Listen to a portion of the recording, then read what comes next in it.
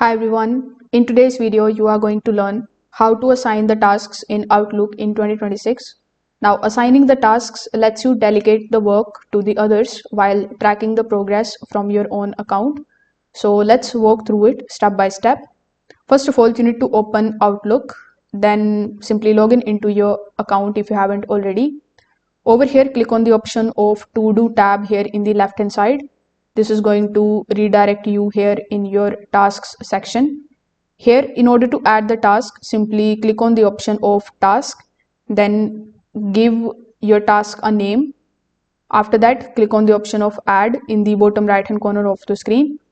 Now, once the task is added successfully, you just have to double click on it in order to add further steps into this task.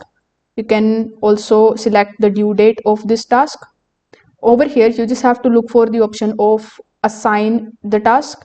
So once you are able to find the option here, simply click on the option of to, then select the email address of that particular person whom you want to assign this task. So once you have done that, you can turn on keep an updated copy of this task on my task list so that you can track its status.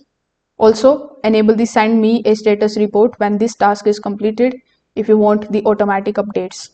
So when you click on the option of send, the task will be delivered to the other person as a task request. Once they accept it, it is going to move into their tasks list and stays visible in yours for tracking. So if this video helped you out, make sure that you like this video and subscribe to the channel.